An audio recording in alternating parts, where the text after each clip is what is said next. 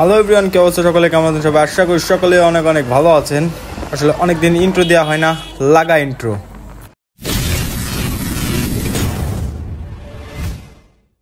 আপনার লাইফে এরকম একটা ফ্রেন্ড অবশ্যই আছে, যখনই আপনার লাইফ পারফেক্টলি সুন্দরভাবে চলছে তখনই এসে একটা বাই দিয়ে যাও।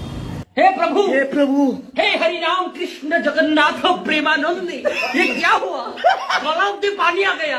আর এই বন্ধুগুলো এমনই এক জিনিস, আপনি যদি দেশের প্রেসিডেন্টও হয়ে যান তারপরেও এরা আপনাকে সবার সামনে ল্যাংটা করতে দ্বিতীয়বার ভাববে না। এতে আপনি যখন যে কাজই করতে থাকেন না কেন।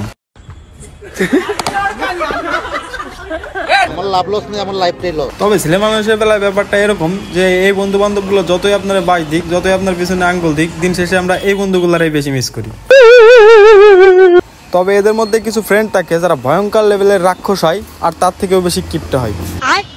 এদেরকে নিয়ে কোথাও খাইতে বসলে এরা দুনিয়া শুদ্ধ খাই ফেলবে, কিন্তু এদেরকে যদি বলা হয় বিলটা দে, তখন এরা বলে আমার কাছে টাকা নাই। টাকা নাই।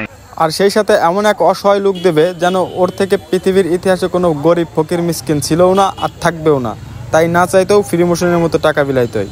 এই যে মানুষ দাঁড়িয়ে আছে অসহায়, কতদিন এরা খায়নি, আমরা এসছি ওদের জন্য কিছু করতে। কিন্তু এরাই যখন নিজের টাকায় কিছু খাইতে থাকে আর দূর থেকে আপনাকে আসতে থাকে, তখন এরা তা করে।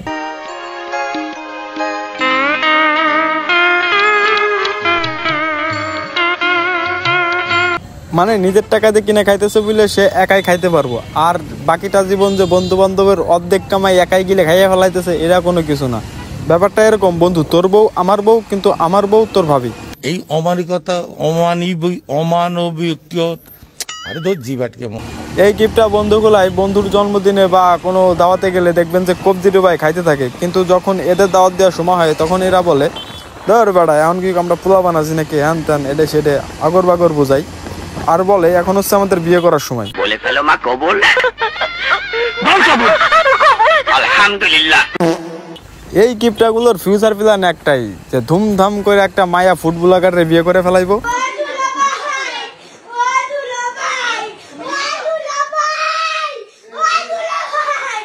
আর বিয়ের পরে দুই জামাই বউ মিলে একসাথে বিভিন্ন রেস্টুরেন্টে গিয়ে ফাও খাবো আর কাপল ব্লগিং করবো।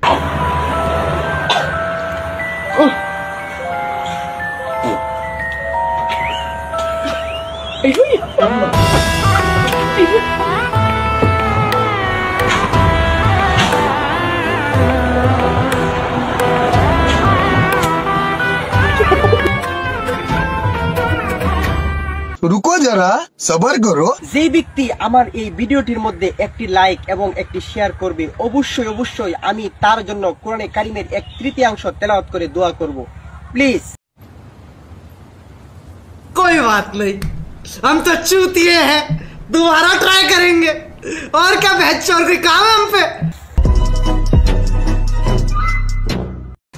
আর আমি ফরিদপুরের নতুন স্ট্যান্ড থেকে যাচ্ছিলাম পুরনো স্ট্যান্ডের দিকে, কিন্তু এখন দেখি যে এই খালাম্মারা এমনভাবে লজ্জা পাচ্ছে, আসলে কি বলবো,